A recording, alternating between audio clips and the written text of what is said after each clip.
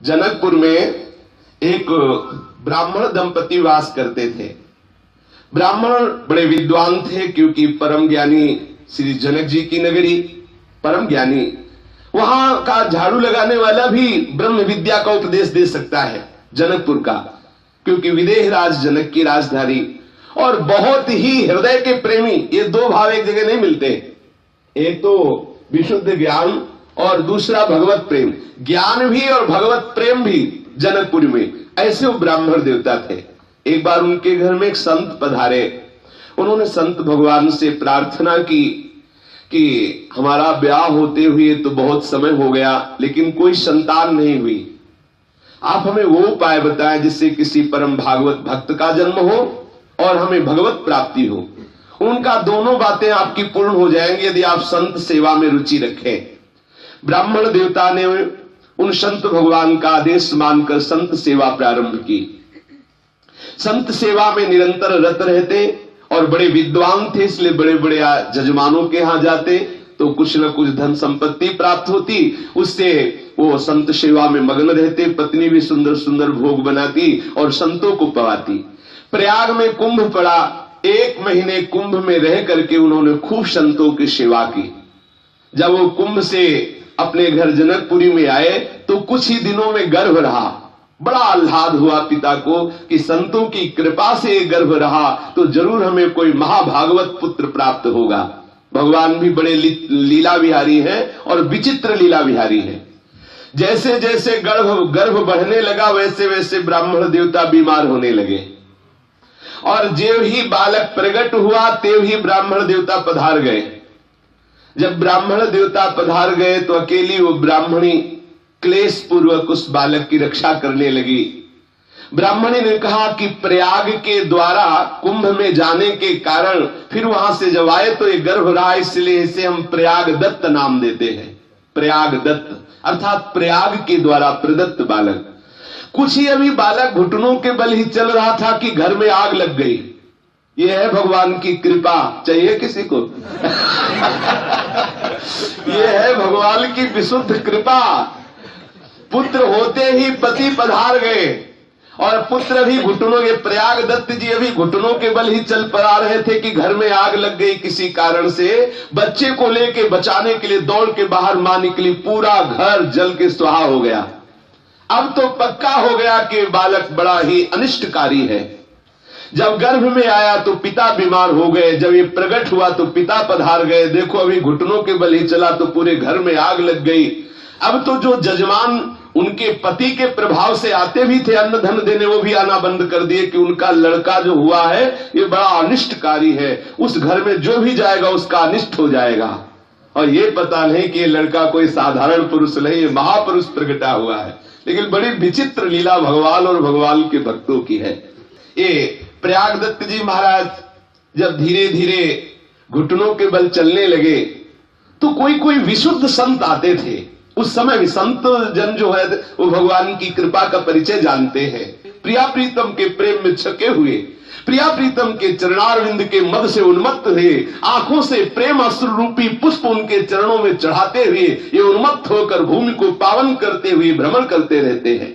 ऐसे महात्मा जन ही कभी कभी इन ब्राह्मणी के घर आते। हालत ये स्थिति हो गई कि ठीक से पेट भरने की भी व्यवस्था नहीं रह गई, क्योंकि वही छोटा सा बालक प्रयाग दत्त, कोई जजमान आते नहीं। पंडित जी तो प्रभावशाली थे, जिनके प्रभाव से धन संपत्ति जजमान लोग देते थे। बड़े कष्टपूर्ण जीवन बीतने लगा। किसी भी तरह वो मांग करके कैसे भी, कोई कोई उदार ऐसे थे कि दे देते थे, जिससे बच्चे का पोषण और अपना पोषण करते थे। भगवान श्री कृष्ण की अद्भुत महिमा वही भगवान श्री राम के रूप में है, कोई दूसरे नहीं है। एक दिन वो बालक अभी 8 वर्ष का ही हुआ होगा। ये मात्र 200 वर्ष पहले की बात है। ये कोई 1000-2000 वर्ष पहले की बात, ये 200 वर्ष पहले की घटना है। 200 वर्ष पहले की बात है।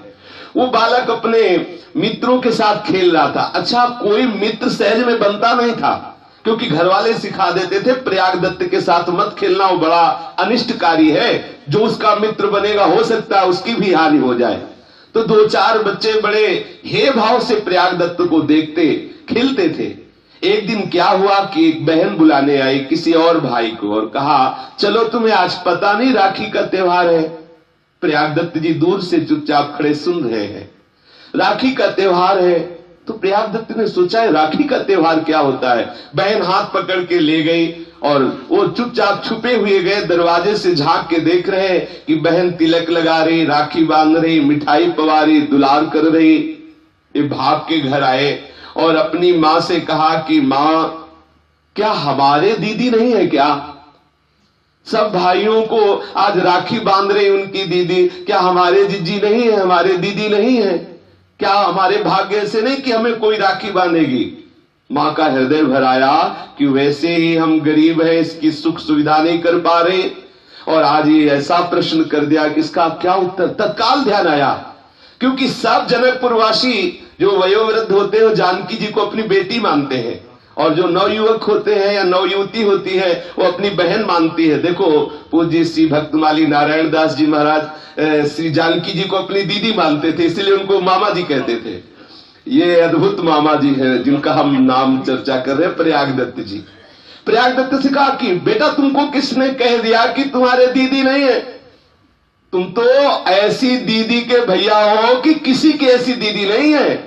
तो उन्होंने कहा कि मां, तो मेरी दीदी कभी हमको दिखाई नहीं दी, कभी तो आती ना, आप हमको फुसला। नहीं बेटा, चूंकि हमारे जो दामाद है ना, तुम्हारे जो जीजा जी है ना, वो बहुत बड़े राजा हैं, बहुत उनको कार्य रहता है और दीदी उनकी सेवा में रहती, इसलिए वो आ नहीं पाते हैं। तुम्हारे जो जीजा है वो अयोध्या के बहुत बड़े राजा हैं, और तुम्हारी जो दीदी है ना वो उनकी समीपता के सुख में निमग्न रहती, इसलिए वो कभी आप नहीं पा रही, लेकिन तुम्हारी दीदी सबसे बड़ी दीदी है। बोले मां, मुझे दीदी के पास जाना है, देखना है हमारी दीदी कैसी है। हमारे जीजा का तुमने नाम क्या बताया? बोले वो चक्रवर्ती सम्राट, उनका श्री राम नाम है। बड़ा सुख मिला। अरे इतने बड़े हमारे जीजा, और हमारी दीदी का क्या नाम है? बोले जानकी जी नाम है। हृदय में अपार सुख मिला। एक कोमल हृदय वाला बालक स्वीकार कर लेता है कि हमारी दीदी जानकी जी और हमारे जीजा श्री राम जी। मां, मुझे अवधपुरी जाना है, अपने जीजा से अपनी जीजी से मिलना है, मुझे अपनी दीदी से राखी बंधवानी है। मां ने कहा थोड़ा सयाने हो जाओ, यहां से जनकपुर से प्राय अवध नगरी में जाते ही रहते हैं लोग, हम आपको उनके साथ भेज देंगे, लेकिन अभी 2-4 दिन में। बोले मां देखो मैं बड़ा हो गया, मुझे दीदी के पास भेज। जैसे नामदेव जी करते थे, नामदेव जी के नाना को कहीं जाना था तो जब सेवा में देखते तो कहते नाना जी हमको भी सेवा में, तो कहते देखो कभी ऐसा अवसर मिलेगा तो बताएंगे। उनको कहीं जाना था ना तो हम 2-3 दिन के लिए बाहर जाते, हम तुम्हें सेवा में रख देंगे, थोड़ा तुम बड़े हो जाओ। वो रोज सुबह उठ के जाते, बोले नाना जी देखो मैं आज बड़ा हो गया, आज मुझे सेवा में रखो। ऐसे ही 2-4 दिन बीतने पर कहते मां देखो मैं बड़ा हो गया, अब मुझे दीदी के पास जाने दो। मां उनको काफी समय तक टालती रही। एक दिन देखा कि वो बिरज गए, बालक ही तो थे। कैसे महाभाग! यही है संतों की कृपा का फल, यही है संतों की सेवा का फल। प्रयागदत्त जी रोने लगे, नहीं खाऊंगा, नहीं पीऊंगा, जब तक मैं अपनी दीदी से नहीं मिलूंगा तब तक नहीं खाऊंगा, मुझे अपने दीदी से मिलना है। बलिहारी है ऐसे भाव की, ऐसे दृढ़ संबंध की। मां को विवश होना पड़ा। जनकपुरी में पता लगाया कि कुछ भगत लोग अवधपुरी जा रहे थे, उनको आत्मबल मिला कि अपने इस 8 वर्ष के बालक को उनके साथ कर देंगी तो सुरक्षित अयोध्या पहुंचा देंगे और कनक भवन में सियाराम के दर्शन करा के पुनः लिवा लाएंगे। ऐसी भावना से उन्होंने कहा देखो बेटा, जब हमें तुम्हें भेजना ही है दीदी के पास तो 1-2 दिन और रुक जाओ, हम कोई व्यवस्था कर ले, क्योंकि बेटी के यहां जब जाया जाता है तो कुछ न कुछ दिया जाता है। प्रभु प्रेम को ही पाते हैं। ये जो अंदर से भाव उठ रहा है ना कि हमें अपने प्रभु को कुछ पवाना है, इसी भाव के अधीन हो जाते हैं प्रभु। अब वो बेचारी गरीब ब्राह्मणी, ना रुपया न पैसा न कुछ, दूसरे के घरों में जाती और कहती कि हमें कुछ चावल दे दीजिए, हमें चावल की आवश्यकता है। वैसे ही जाया करती तो प्राय लोग हटा देते या कोई दे देते, पर आज भगवत कृपा से कुछ अच्छे चावल मिल गए थोड़े से। वो चावल ला करके उनको पीस करके और उनमें कुछ मीठा मिला करके बनाया, जिसको कसार कहते हैं। जनकपुरी में उन मोदकों को कसार कहते हैं। चावल के पिसे हुए आटे को भून करके उसमें घी मिला करके मीठा मिला करके जो बनाया जाता है उसे कसार कहते हैं। कसार को एक कपड़े की पोटली में बांधा और प्रयागदत्त को दिया, थोड़े से सतुआ बनाए। प्रयागदत्त को, देखो ये तुम्हारी दीदी और जीजा के लिए है, और ये जो सतुआ है ना, तुम्हें जब भूख लगे तब तुम पा लेना। प्रयागदत्त तो इतने उन्मत्त हो रहे हैं कि हम अपनी दीदी से मिलेंगे, जीजा से मिले, बड़े उन्मत्त। जो कोई जनकपुरी के भक्त परिकर अवधपुरी जा रहे थे उनके साथ कर दिया। अब प्रयागदत्त को चैन कहा कि उनकी जैसी भावना से चले, हो तो अपनी भावना, उनको तो लग रहा था अगर हमारे पंखे हो तो अभी उड़ जाऊं, ऐसी व्याकुलता। उन्होंने सोचा कि हमें दीदी से मिलना है, पता नहीं कितने दिनों में पहुंचेंगे। उनका साथ छोड़ दिया, वही पोटली कसार की, और बस दीदी के चिंतन में हमारी दीदी जानकी जी, हमारे जीजा जी राम जी कितनी जल्दी पहुंचो। बस भाग दौड़ना। जब थक जाते तो थोड़े सतुआ घोर करके पी लेते और फिर भागते। कई दिनों में जनकपुरी से वो अवधपुरी आए। जब अयोध्यापुरी में आए तो प्रयागदत्त देख करके अवधपुरी बहुत प्रसन्न है कि ओह, हमारे जीजा की राजधानी है, हमारे जीजा। और पूछा था मां से कि उनको सब कोई जानता है क्या? बोले सब कोई जानता है उनको। अब जिससे पूछते कि हमारी दीदी जानकी जी कहां रहती है, तो अवधवासी देखते छोटा सा 8 वर्ष का बालक हंस देते, तुम्हारी दीदी तो तुम्हारे जीजा का क्या नाम? बोले श्री राम। बोले हाँ वो महल है, चले जाओ। तो दौड़ के जाते कनक भवन में, जब देखते तो पुजारी से पूछते हमारी दीदी कहाँ है, हमारे जीजा कहाँ है? तो बोले ये तुम्हारी दीदी कौन? बोले जानकी। और जीजा कौन? श्री राम। बोले है तो, बोले हमें मूर्ति नहीं, हमें जीजा जी चाहिए, मूर्ति नहीं, हमें मूर्ति नहीं, हम अपनी दीदी की बात कर रहे हैं। हंस देते कि बालक है, हट कर रहा है। निराश होकर के रोते हुए फिर निकलते। फिर कोई संत पूछते क्या बात है बेटा, क्यों रो रहे हो? बोले हमारी दीदी नहीं मिल रही। तुम्हारी दीदी कहाँ रहती है? बोले यही अयोध्या में रहती है। अच्छा तो तुम्हारे जीजा का क्या नाम? श्री राम। और दीदी जानकी। बोले वो महल है ना। बोले वो मूर्ति नहीं, हमें दीदी चाहिए। ये ऐसा हठ। और सब संत हंस देते, कोई तो सुन के उपेक्षा कर देता, बालक है। कोई संत हंस देते कि बालक है, क्या जाने, कहीं वो मूर्ति हो तो साक्षात प्रभु विराजमान। लेकिन उसको ऐसी दीदी चाहिए थी जो दौड़ के आवे, हृदय से लगावे और राखी बांधे और मिठाई पवावे। अब हृदय में उसके अंदर व्याकुलता बढ़ती गई कि हाय, हमारी दीदी का कोई पता नहीं बता रहा, और मां कह रही थी कि यही दीदी रहती है, क्या करूं? बहुत रोने लगे, परेशान हो गए। कहीं कोई बताता ही नहीं कि उसके जीजा कहाँ है, उसकी दीदी कहाँ है। मणिकूट की ओर गए, वहां खोजते फिरे, रो रहे थे, हाँ दीदी जानकी तुम कहाँ हो? कोई तुम्हारा परिचय नहीं बता रहा है। जहां सीता कुंड को जाने वाले रास्ते के दक्षिण सघन विटपावली से आच्छादित पुरानी मस्जिद है, जिसमें पूर्व में हनुमान निवास श्री अयोध्या के महात्मा बाबा गोमती दास जी महाराज भजन करते थे, वही समीप जाकर के बैठ गए, रोने लगे प्रयागदास जी। हा जीजा श्री राम, हा जीजी जानकी तुम कहाँ हो? विकल होकर के रो रहे हैं। देखो कैसा संबंध का सुख होता है। विकल होकर के रो रहे हैं। अब बहनोई जी को रिश्ते से खूब गालियां भी देख रहे कि देखो इतना ढूंढा, इतना पूछा, पता नहीं कहां छुपा हुआ बैठा है, हमारे सामने नहीं आ रहा, किसी को भेज नहीं रहा। और मां हमको कह रही थी अरे वो बहुत बड़े चक्रवर्ती सम्राट है, ऐसा कौन है जो उनको जानता नहीं? यहाँ तो कोई उनको नहीं जानता है, कोई नहीं बता रहा कि हमारी दीदी कहाँ है, हमारे जीजा कहाँ है। इतना ढूंढा, इतना हैरान हो गया, कहीं मिल नहीं रहा, कहाँ रहते हैं हमारे जीजा। बहुत भाव में विह्वल हो रहे हैं। इतनी विकलता बढ़ी कि लगा कि उनको प्राण छूट जाएंगे। इतने में ही सुनाई दिया, हाँ आवाज सुनाई दी, राजाधिराज चक्रवर्ती महाराज परब्रह्म परमात्म स्वरूप अखिल कोटि ब्रह्मांड नायक परात परेश भगवान श्री राम पधार रहे हैं। दृष्टि गई तो देखा विशाल श्वेत हाथी, उसके ऊपर स्वर्ण की झूल पड़ी हुई है, विशाल सिंहासन, उसके ऊपर 9 किशोरी किशोर विराजमान है, छत्र लगा हुआ है, चंवर डुलाए जा रहे हैं, जय जयकार हो रही। श्री राम नाम सुनते ही रोम रोम खिल उठा। हमें लगता है मां कह रही थी जीजा राजा, हमें लगता है जीजा ही आ रहे, और बगल में देखा कि जीजी मुस्कुरा रही है। ओहो, आनंदित हो गया, खड़े हो गए। इतने में जितने पीछे जय जयकार करने वाले थे सब पीछे रुक गए। हाथी नजदीक आया, श्वेत रंग का विशाल हाथी, और वो घुटने टेक करके बैठ गया। दौड़ करके सेवक जनों ने सुंदर स्वर्ण की सीढ़ी लगाई। करुणा निधान प्रिया प्रीतम धीरे धीरे उतर करके नीचे आए। जानकी जी दौड़ के गई, भैया प्रयागदत्त हृदय से लगा। ओहो, श्री जानकी जी के हृदय से लग के जैसे छोटा बालक अपनी गुस्सा नहीं प्रकट करता, छोटे छोटे ऐसे हाथ बांध के, दीदी तुम अभी तक कहां थी, हमने कितना ढूंढा। बहुत जानकी जी हृदय से लगा रही, दुलार कर रही है। भैया तुम इतना परेशान क्यों हो रहे हो? इसलिए कि इतना ढूंढा, कोई तुम्हें बता नहीं रहा था। तो बोले भैया हमारा पता सहज में सबको नहीं चलता, हम ऐसी जगह रहती है जहां सबको पता नहीं चलता, कोई विशेष ही होते जो मेरा पता जानते हैं। अब देखो, अब तुम्हें कोई क्लेश नहीं होगा, अब हम तुम्हारे समीप आ गई है। जानकी जी ने पहले उनकी भावना के अनुसार राखी बांधी, और जानकी जी ने कहा अच्छा मिल चुके, अब हमको ये बताओ कि माँ ने हमारे लिए क्या भेजा है।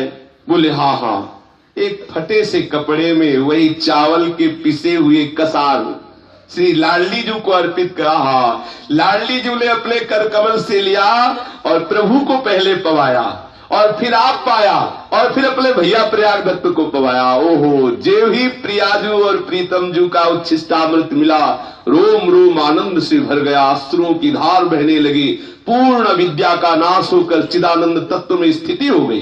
क्योंकि प्रभु का साक्षात दर्शन हो रहा है। प्रिया जी दुलार कर रही है कि भैया अब तुम चिंता मत करो, अब तुम बिल्कुल चिंता मत करो, हम तुम्हारे ही पास सदैव अब रहेंगी।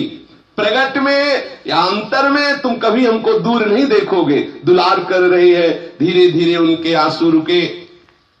अब वो प्रयागदत्त जी मानो मन ही मन अपनी दीदी को देख करके कुछ बातें कर रहे हैं, और मन में सोच रहे हैं कि वो जो अन्य भाई थे उनकी दीदी ऐसी नहीं थी जैसी हमारी दीदी है, हमारी जैसी दीदी ऐसी तो किसी की दीदी नहीं। मां ठीक कह रही थी, 9 किशोरी, ऐसा स्वरूप सौंदर्य कि जो प्रभु के भी माथे पे पसीना आ जाए, ऐसा सौंदर्य प्रियाजू का। जनकपुर में फूल की बगिया में, फूल बगिया में, पुष्प वाटिका में जब पहला दर्शन भगवान श्री राम जी ने जानकी जी का किया तो माथे पे पसीना आ गया सरकार के। ऐसी सौंदर्यता श्री जानकी जी की है। ऐसी सुंदर दीदी को देख करके बहुत आनंदित हो रहे हैं प्रयागदत्त जी। फिर श्री जानकी जी ने कहा देखो भैया अब हमसे मिल लिए, अब हमारे प्रभु को और भी कार्य रहते हैं, अब आप पहले सीधे जाइए और मां को जाकर के प्रसाद दीजिए और कहिए कि हम दीदी से मिलके आ गए हैं, उनको खुशी होगी, फिर तुम लौट के अयोध्या चले आना, एक बार तुम्हें जाना होगा। इतना कहकर श्री जानकी जी अपने प्रभु श्री राम के साथ उस सुंदर हाथी पे सवार हुई। प्रयागदास जी ने देखा हाथी चला गया, मूर्छित होकर गिर पड़े। फिर अंदर से अब वो मूर्छा विरह की नहीं है, आनंद की है। आंखों से अश्रु झर रहे। प्रगट में तो देखा चले गए, लेकिन रोम रोम में रम गए। हृदय का कोई ऐसा कोना नहीं जहां उनके जीजा जीजी न बैठे हो। हर जगह उनको अपने प्रिया प्रीतम, अपने बहन बहनोई दिखाई दे रहे हैं। अब तो ये ध्यान में विवल होकर वाणी रुद्ध हो गई, नेत्रों से अश्रु प्रवाह हो रहा है, और 24 घंटे मूर्छा की अवस्था में रहे। 24 घंटे बेहोश पड़े रहे वही।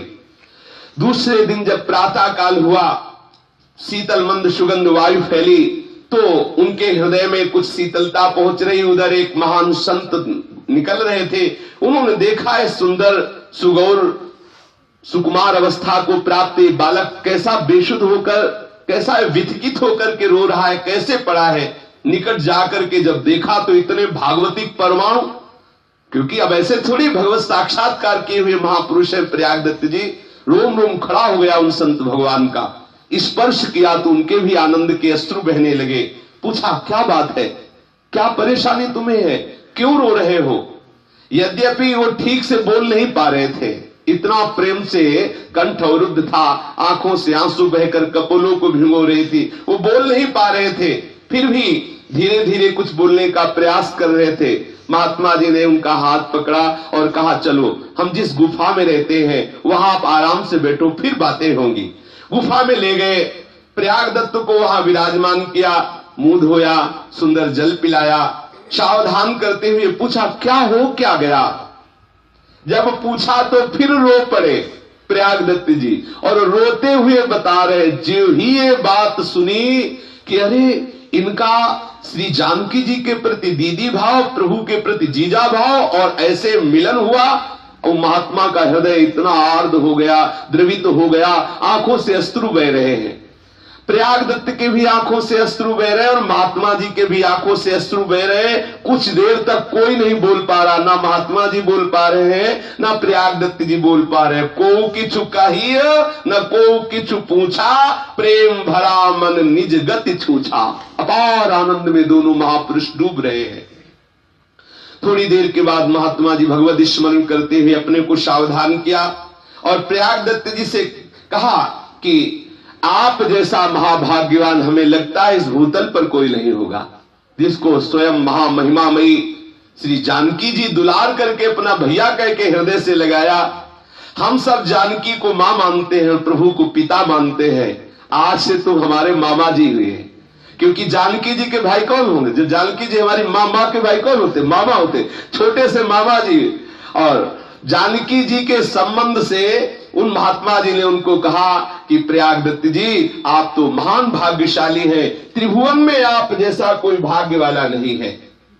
घड़ी रात गई, बातें सियाराम जी की ही चल रही थी। इतने में देखा बड़ी सुंदरी सुंदरी कुछ नौ किशोरी आई और उन्होंने कहा, लो ये कुछ भोग प्रसाद है, 2 थाल स्वर्ण की थी, इनको पाओ, आज हमारे घर में कोई उत्सव था, उसी का हम प्रसाद लेके आए हैं। महात्मा जी ने समझा कि किसी अयोध्या में किसी घर में उत्सव हुआ होगा तो कोई और वो थालें जो थी बड़े बड़े पत्तों से ऊपर से ढकी हुई और नीचे भी पत्तल बिछाकर सामग्री रखी गई थी। अगर महात्मा जी देख लेते कि इतनी कीमती थाल है तो शायद न लेते, इसीलिए पत्तों से ढकी हुई थी। लिया और जो ही दोनों ने प्रसाद पाया तो विशेष आनंद, अपार आनंद, क्योंकि और किशोरिया कोई नहीं थी, श्री सियाजू की दासियां थी और ठीक महल का भोग उनके समीप लाया गया था। थालियां देखी तो अद्भुत स्वर्ण, प्राकृतिक स्वर्ण नहीं, दिव्य स्वर्ण से युक्त थालियां। दोनों महापुरुषों ने प्रसाद पाया और पूरी रात भगवत चर्चा में, श्री सियाराम जी की चर्चा में व्यतीत हुई। अब प्रयागदत्त जी से महात्मा जी ने कहा, देखो ये थाल तुम अपने घर ले जाओ। अरे बोले, तुम्हें समझ भी है कि नहीं? हमारी माँ हमको बहुत डांटेगी, हमारे यहाँ बेटी का कुछ नहीं लिया जाता, हमारे यहाँ बेटी का कुछ लिया नहीं जाता, बेटी को दिया जाता है। ठीक है हमारी माँ के पास गरीबी है नहीं कुछ, तो भी माँ हमें डांटेगी। ये थाल आप अपने पास रखो, हम घर नहीं ले जाएंगे। वो कितनी निष्किंचनता उस महात्मा जी के भी अंदर है। उन्होंने कहा, ये थाल हमारे प्रयोग की नहीं है, तो प्रभु की है, इनको हमें नहीं रखना, हमें भी अपने पास नहीं रखना है। महात्मा जी और मामा जी दोनों कितने निष्किंचन हैं कि उस दिव्य स्वर्ण की तरफ तनिक भी आकर्षण नहीं हुआ। सहृदय मामा जी और सहृदय महात्मा जी दोनों एक दूसरे के नेत्र में नेत्र मिलाए हुए थोड़ी देर डूबे रहे श्री प्रिया प्रीतम के चिंतन में, लोकोत्तर प्रेम का रसास्वादन कर रहे हैं। दोनों के शरीर दिव्य हो रहे हैं क्योंकि दिव्य प्रसाद पाया है। सारा श्रम दोनों का, जन्म जन्मांतरों का जो भटकने का था, खत्म हो चुका है। अपार आनंद में दोनों निमग्न हैं। प्रातः काल प्रयागदत्त जी विदा होने के लिए आगे प्रणाम किया महात्मा जी को। महात्मा जी ने मामा जी को हृदय से लगाया। वहां से प्रयागदत्त जी अंदर ही अंदर अपनी दीदी का चिंतन करते हुए, जीजा का चिंतन करते हुए प्रयागदत्त जी ने अयोध्या को प्रणाम किया और जनकपुरी की तरफ प्रस्थान किया। और महात्मा जी ने उन स्वर्ण की थालों को लेकर गणेश कुंड में डाल दिया कि हमको प्रभु का प्रेम चाहिए, ये प्रभु का वैभव नहीं चाहिए। अपनी दीदी और जीजा की भावना में मस्त प्रयागदास जी जनकपुरी पहुंचे। माता ने देखा कि प्रयागदास जी के रोम रोम से तेज प्रकट हो रहा है, समझ गई कि हमें लगता है मुझ गरीबिनी के ऊपर अपार कृपा की जानकी महारानी ने। हमारे बेटे को बहन के भाव के पुष्ट करने के लिए हमें लगता है जरूर वो आई और सुख प्रदान किया। प्रयाग दत्त जी दौड़ के गए, माता जी को प्रणाम किया और सब हाल सुनाया, जैसा उन्होंने देखा, जैसा जानकी जी ने कहा, जैसा उनको प्यार सुन करके माता के अश्रु बहने लगे। चकित हो गई, महा आनंद का अनुभव होने लगा। हृदय तल में एक प्रबल उन्माद प्रकट हो गया, क्योंकि यही ऐसा अद्भुत रस है, अद्भुत रस ऐसा है। करुणा का स्रोत फूट निकल पड़ा और चिल्ला चिल्ला के रोने लगी, हे करुणामयी जानकी जी, आज आपने निर्वाह कर लिया मुझ गरीबिनी का। चिल्ला चिल्ला के रो रही है, बहुत दुलार से अपने प्रयाग दत्त जी को रखने लगी। अभी 1 साल भी नहीं बीता था कि माता का हृदय जो श्री जानकी जी के प्रेम में डूब गया था, शरीर की सामर्थ्य नहीं कि इस प्रेम को झेल सके, इसीलिए धीरे धीरे थोड़ा थोड़ा अनुराग रस देते हैं प्रभु। एकदम दे दे तो फट जाए हृदय, हृदय की सामर्थ्य नहीं कि अपार प्रेम समुद्र को झेल सके। शरीर रुग्ण होने लगा। 1 साल में ही श्री प्रयाग दत्त की माता जी पधार गई। अब प्रयाग दत्त जी अकेले रह गए, घर में और कोई था नहीं। वैराग्य हृदय में था ही, किसी विषयों के प्रति अनुराग था नहीं। अब हृदय में एक व्याकुलता होने लगी कि जब मां ही नहीं है तो मुझे यहां रह के क्या करना है। यद्यपि हमारी जानकी बहन की ये नगरी है, इसीलिए रह रहे थे, अब मुझे अपनी दीदी के पास जाना है। इतने में एक जमींदार ब्राह्मण थे, उन्होंने प्रयाग दत्त जी से कहा, तुम चिंता मत करो, बहुत ही सुंदर हमारी पुत्री है, हम अपनी पुत्री का ब्याह तुमसे कर देंगे और सारी संपत्ति तुम्हारे नाम कर देंगे। वो प्रतिष्ठित ब्राह्मण थे और प्रयाग दत्त जी का तेज ऐसा प्रकट था कि कोई भी नहीं स्वीकार करता। प्रयाग दत्त जी ने वो बात सुनी तो उनके हृदय में और आग लग गई कि अरे, मुझे अपनी दीदी के पास जाना है कि मुझे ब्याह करके संसार को स्वीकार करना है। जिसको अमृत फल मिल जाता है फिर वो विष फल की तरफ क्यों दृष्टि करेगा। उन्होंने प्रयाग दत्त जी एक क्षण भी वहां नहीं टिके कि कोई हमसे दूसरी बात करे, इससे अच्छा अभी निकल लो। अपने घर को छोड़ा, श्री अयोध्या धाम के पथ पर पैर रखते हुए प्रयाग दत्त जी उन्मत्त दशा को प्राप्त हो गए। अपनी दीदी के पास पुनः जा रहे हैं, फिर उन्मत्तता उनके हृदय ऐसी उतावली हुई कि कैसे मैं जल्दी पहुंचूं, अपनी दीदी से पुनः मिलूं जा करके। श्री सरयू जू में गए, स्नान किया और अद्भुतपुरी आनंद स्वरूप श्री अयोध्या नगरी की प्रदक्षिणा की, अयोध्या नगरी को साष्टांग प्रणाम किया, अयोध्या नगरी की धूल में अपने शरीर को धूसरित किया और एक एक गली में, एक एक महल के समीप देख रहे हैं कि पुनः हाथी पे सवार हुई हमारे जीजा जी कब आएंगे। ढूंढ रहे हैं अयोध्या में पुनः। सुंदर सुंदर शीतल मंद सुगंध वायु बह रही है, जहां बैठते हैं प्रयाग दत्त जी आनंद छा जाता है। महात्मा जन एकत्रित हो जाते हैं, प्रभु की चर्चा होने लगती है, अद्भुत कीर्तन होने लगती, ये सब प्रभु के द्वारा प्रेरित अद्भुत कीर्तन होने लगता है, बड़ी उन्मत्तता छाती है। धीरे धीरे प्रयाग दत्त जी की ऐसी स्थिति होने लगी कि अब जिधर दृष्टि डालते हैं कभी कोई लीला स्फुरित हो रही प्रभु की, कभी कोई लीला, ऐसे खुले नेत्र उनको दिखाई दे रहा है। सियाराम जी का नित्य लीला विहार, कैसे कैसे कौन कौन सी लीला हो रही, ऐसा अद्भुत आनंद में डूबे रहने लगे।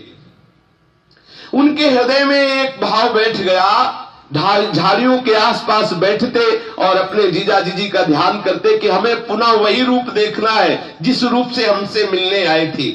बार बार ढूंढते, हृदय में उनके एक विरह प्रकट हुआ कि प्रभु आप हमसे प्रकट आके क्यों नहीं मिल रहे, हे जानकी जू आप हमसे प्रकट क्यों नहीं मिल रही। तो वही बाबा जी जो पूर्व में महात्मा जी मिले थे, उनका नाम था त्रिलोचन स्वामी, वो वहां आए, देखा कि प्रयाग दत्त जी विह्वल है, उनको समीप बुलाया और भगवत रहस्य की वार्ता करने लगे कि आप चिंता मत करो, अपने प्रभु के विधान में प्रसन्न होना चाहिए। तीव्र वियोग से युक्त प्रयाग दत्त और उन महात्मा जी की श्री सियाराम जी के प्रति अद्भुत अद्भुत लीलाओं की चर्चा होने लगी। धीरे धीरे सत्संग के प्रभाव से उनका विरह कुछ शांत हो रहा है। फिर दोनों ने भगवत प्रसाद पाया। दूसरे दिन प्रातः काल प्रयाग दत्त जी श्री त्रिलोचन स्वामी जी के चरणों में लौट गए। त्रिलोचन स्वामी जी ने वात्सल्य पूर्वक उन्हें उठाया। महात्मा जी तो पहले से ही आकर्षित थे, जानते थे कि भगवत प्राप्त महापुरुष है।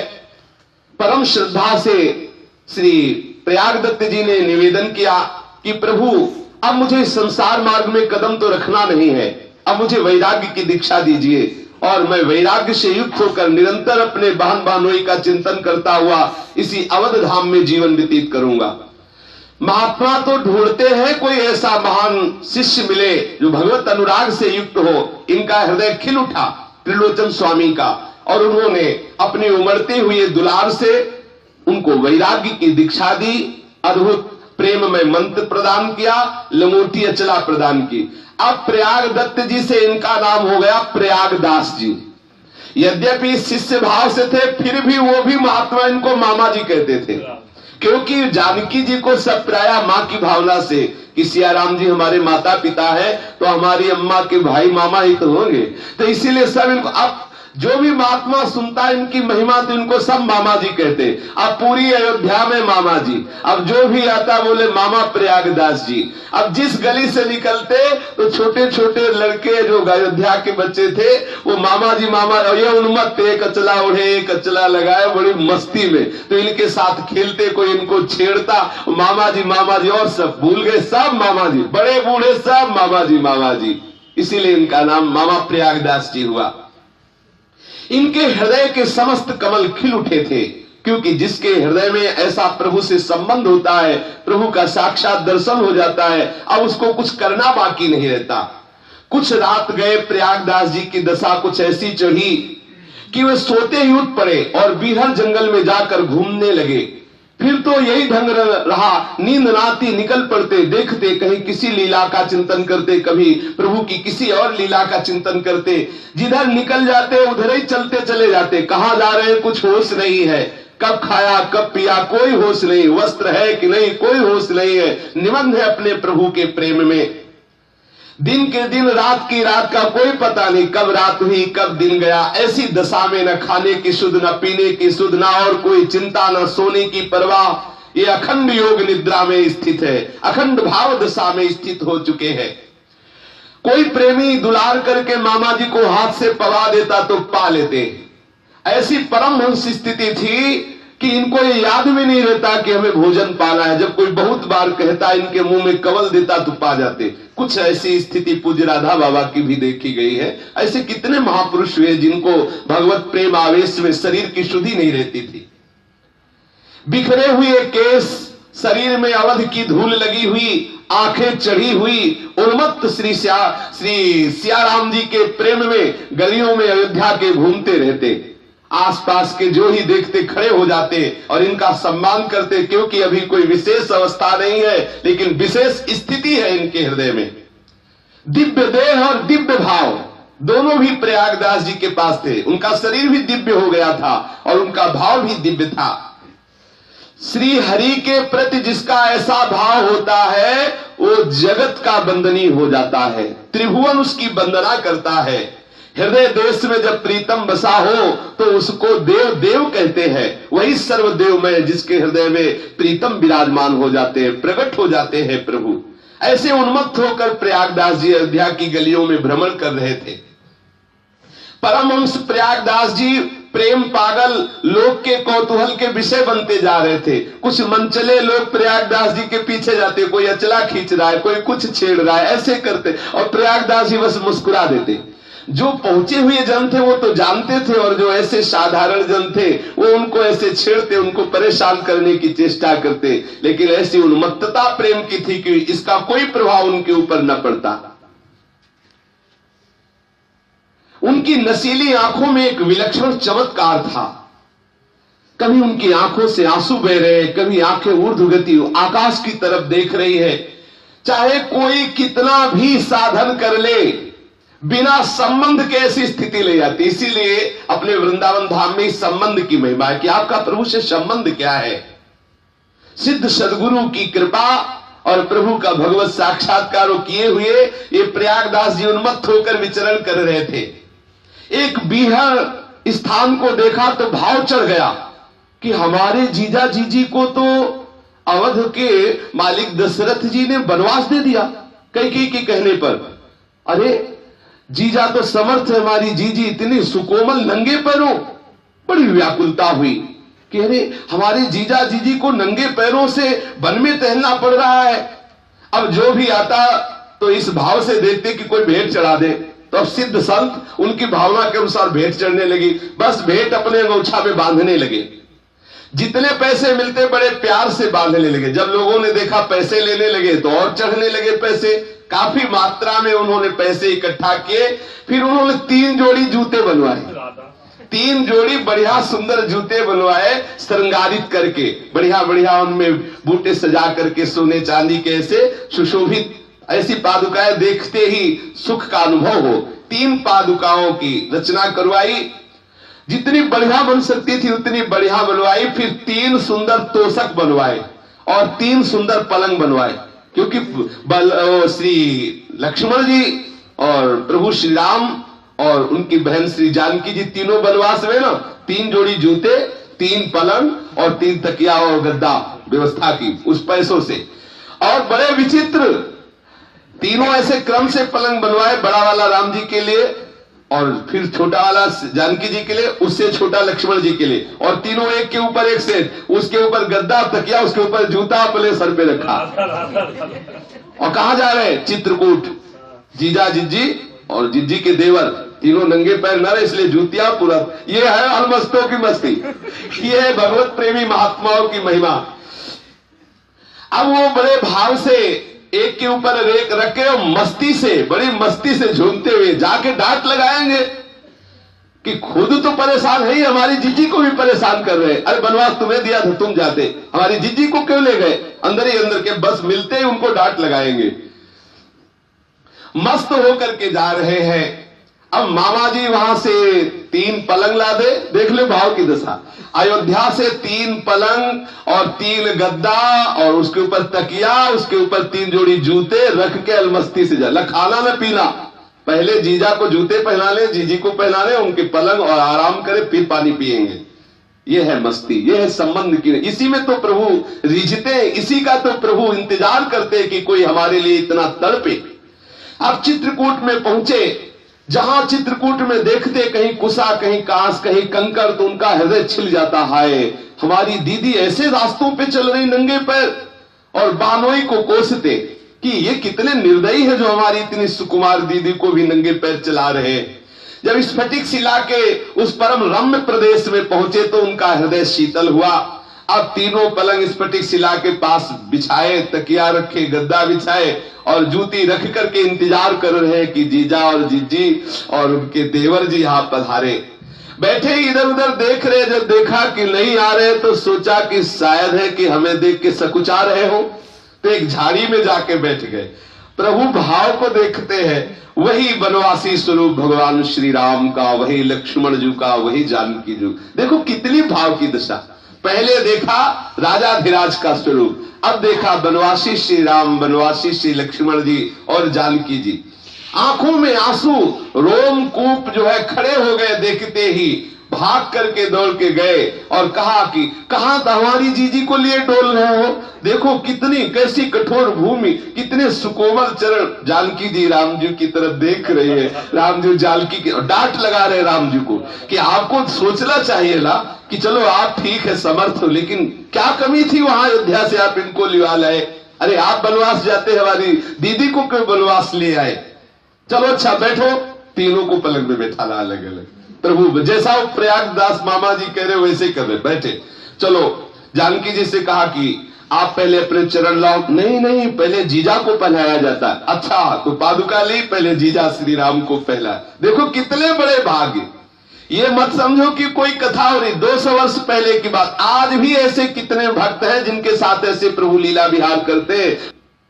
मामा जी ने सुंदर पलंगों में अपने जीजा जिज्जी और लक्ष्मण जी को बैठाला, तीनों को पादुकाएं पहनाई और दूर हट करके देख रहे शोभा। कैसा वो वनवासी स्वरूप प्रभु का, नव किशोर अवस्था है, करोड़ों काम मूर्छित हो जाए ऐसा स्वरूप है। नील सरोरु नीलमल नील नीलधर श्याम, आहा कैसा है तो प्रभु, कितना नव किशोर स्वरूप। और श्री जानकी जी अद्भुत सुंदरता का स्वरूप है। और लक्ष्मण जी को क्या कहला है, बड़ी उत्सुकता से आंखों में आंसू भरे हुए देख रहे हैं। मन में भाव आ रहा है कि अब बस हमारी यही सेवा रहेगी। जहां ये चलेंगे इनके साथ तीनों पलंग लाद के चलेंगे और शयन इसी में करवाएंगे इनको। बस हम तो इनके साथ रहेंगे पलंग लेकर, और इनको डांटेंगे कि तुम जूता के बिना नहीं चल सकते, पादुका पहननी पड़ेगी तुमको, और पलंग ले चलेंगे, वहीं बिछाएंगे इनको रखे, और हम सुंदर सुंदर फल लाएंगे, इनको पवाएंगे। बड़ा हृदय में आनंद उमड़ रहा है, विह्वलता हो रही है। प्रभु बोले देखो भाई, हमें वनवास मिला है इसलिए हम तुम्हारे पलंग पे रोज नहीं सो सकते, वो तो हम तुम्हारी इच्छा पूर्ति के लिए अभी बैठ गए, अब तुम पलंग में तुम सोया करो, हम पलंग में। और बोले पादुका, बोले पादुका भी नहीं पहन सकते, पिता का ऐसा आदेश है कि वनवास में पादुका नहीं पहनना और वनवास में पलंग पे नहीं सोना, इसलिए हम तुम्हारे इनको स्वीकार कर लिया है, पर अब 14 वर्ष के बाद ही इन पर शयन करेंगे। तुम ऐसा करो, तुम इनमें शयन किया करो, तुम चिंता मत करो। जानकी जी ने कहा तुम चिंता मत करो, हम बड़े सुख से हैं, ये जितने वनवासी जन सब हमारी सेवा करते हैं, और ये तुम्हारे जो जीजाई जी है ना, ये हमें बहुत सुख देते हैं, इनके समीप रहने मात्र से हमें महासुख की प्राप्ति होती है। तुम ऐसा मत सोचो कि इनके संग रहने से हमें कष्ट मिल रहा है। प्रयागराज जी ने कहा कि तुम तीनों जो है एक ही बात रख रहे हो, हमारी तरफ तो कुछ सोचो ना। तो लक्ष्मण जी ने कहा कि अगर हमको ले चलो तो चलो। उनका हाँ ठीक है, आपको ही ले चलेंगे। तो लक्ष्मण जी ने कहा चलते तो, पर प्रभु चले तो चल। बोले देखो अभी मजाक कर रहे हो हमसे, पहले कह रहे हम चले। प्रभु ने कहा आप जाओ, ये पलंग ले जाओ और जाकर के अयोध्या में रहो, मस्ती से इसी पलंग पे सो, चिंता मत करो, समय होते ही हम वापस चले आएंगे। ये अभी 200 वर्ष पहले, 200 वर्ष पहले की बात। अब क्या करते, जानकी जी का भी आदेश हो गया, तो जब दीदी का इशारा हो गया तो फिर वही सब खाट के ऊपर खाट और उसके ऊपर गद्दा फिर रखे। कितने अलमस्त महापुरुष है। फिर रख करके और वहां से चले। अब विश्राम करने का भी उनके हृदय में भाव नहीं, क्योंकि वो तो भाव में डूबे हुए हैं। उल्टे पांव उनको लौटना पड़ा। प्रयागदास जी मन ही मन सोचते जा रहे हैं कि बड़ा विचित्र है हमारा बहनोई, बड़ा विचित्र है। अरे थोड़ी सी दया हम पे कर देता, कम से कम वो दोनों भाई वनवास चले जाते, हमारी दीदी को हमारे साथ कर देता तो हम अयोध्या लेकर के चले आते। बड़ा विचित्र है, कोई भी हमारी बात नहीं सुनता। इस घोर जंगल में हमारी दीदी को लेते चले जा रहे हैं। न जाने कैसे हमारी दीदी को कष्ट का अनुभव जितना जितना होता कैसे दूर होगा। बड़े नेमी बनते हैं, कहते पलंग में नहीं बैठेंगे। मुझे साथ नहीं लिया, कहते हमको किसी को साथ नहीं रखना है। लौटने की बात कही तो बड़े चतुरताई दिखा रहे कि हमको अपने पिता की आज्ञा पालन करनी है। कह रहे जंगल में बड़ा सुख है। अरे माना हरे भरे पेड़ पल्लव है, जब हमारी दीदी पंछियों को देखेंगी, हिरन को देखेंगी तब तो सुखी होंगी, लेकिन जब बाघ को देखेगी तब मन में सोच रहे, वापस तो हो रहे। बोले जब बाघ को देखेंगी तब देखो कितने कुछ काटे हैं ये, इनको तो कुछ पता नहीं चलता। जहां सोने के महलों में सुंदर सुंदर सैया पे हमारी दीदी भोली भाली है, वहां शयन करती थी, अब ये फुसला के ले आए और जंगलों में भटका रहे हैं। बस मन ही मन अपने बहनोई श्री राम जी के प्रति प्रयागदास जी अंदर से गुस्सा हो रहे हैं और हमको जबरदस्ती लौटा दिया अयोध्या को पास। ये छोटा वाला भी बड़ा खोटा है, कह रहे था कि हम चलेंगे साथ, लेकिन वो भी हमारे साथ मजाक कर दिया और चले रहे। बड़े मुस्कुराते हुए प्रभु देख रहे प्रयागदास जी को, सब ऐसे ही लादे प्रयागदास जी अवध की तरफ चल रहे। मंदाकिनी चित्रकूट में स्नान किया, प्रयागदास जी ने पुनः अपना वो पलंग आदि को उठाया। अब वो पलंग थोड़ी है, फूल से भी कम वजन वाला, क्योंकि उसमें प्रभु विराजमान हो चुके हैं, वो चिदानंदमय है, आनंद स्वरूप है। अयोध्या की तरफ चले तो थोड़ा ही चले तो देखा अवध आ गई। तो उन्होंने कहा अभी तो नहा के हमने चित्रकूट में पलंग रखा, हमें लगता है कि हमें होश नहीं रहा, हम कई दिन से चल रहे हैं और अवध आ गए सामने। जीजा जीजी की कृपा से चलना नहीं पड़ा, चित्रकूट से सीधे अवध धाम। कई दिनों तक वो ये बकते रहे अपने जीजा जी को। जो भी संत महात्मा मिलते बस उनसे यही शिकायत करते कि बड़े विचित्र है, बड़े कठोर है, हमारी दीदी को जंगल में भटका रहे हैं, ऐसा वैसा। और महात्मा जन सुन करके आनंदित होते कि मामा जी कितने महाभाग्य में स्थित, कितने महाभाग्यशाली है कि अपने श्री सियाराम जी के ऐसे प्रेम में उन्मत्त है। अब ये क्या करते कि पलंग के ऊपर पलंग, पलंग के ऊपर पलंग, उस पे गद्दा बिछा के और जैसे राजा महाराजा और क्या ठाठ से सोते। कभी कभी कोई महात्मा कहते कि प्रयागदास जी तुमने विरक्त भेष तो ले लिया, कुछ भजन वजन नहीं करते? मामा भांजे का कुछ लगता है ऐसा, कभी कभी कोई विरोध कर देते। तो प्रयागदास जी उस दिन जिस दिन विरोध किया संत ने, तो नीम के नीचे अपना वो पलंग के ऊपर पलंग ऐसे, और एक करवा रखते थे मिट्टी का जिसमें जल, उस पलंग के तीन पलंग के ऊपर तोसा गद्दा सब बिछा आराम से लेटे हुए थे। किसी महात्मा ने विरोध कर दिया कि प्रयागदास जी तुम विरक्त भेष ले लिए, कुछ भजन नहीं करते? तो बोले अरे तुम भजन की बात कर रहे हो, नीम के नीचे खाट बिछी है, खाट के नीचे करवा, प्रयागदास मस्ता सोवे राम लला का सरवा, प्रयागदास मस्ता सोवे राम लला का सर। अरे बोले पता है हम किसके साले हैं? बोले किसके? बोले श्री राम जी के। अब हमें भजन करना, और वास्तविक जिसका संबंध दृढ़ हो गया उसको भजन करना पड़ेगा। भगवत प्रसादी स्वरूप पलंग में बादशाह की तरह पड़े रहते हैं। जब कोई बात करता है तो पता है हमारे जीजा चक्रवर्ती सम्राट श्री राम और हमारी बहन जानकी जी इसी ठसक में अयोध्या में पूरा आनंद मंगल करते हुए वो भगवान के नित्य साकेत धाम को गए और सदा सदा के लिए अपनी जीजा जी की सेवा में रत हो गए। श्री राधा वल्लभ लाल की।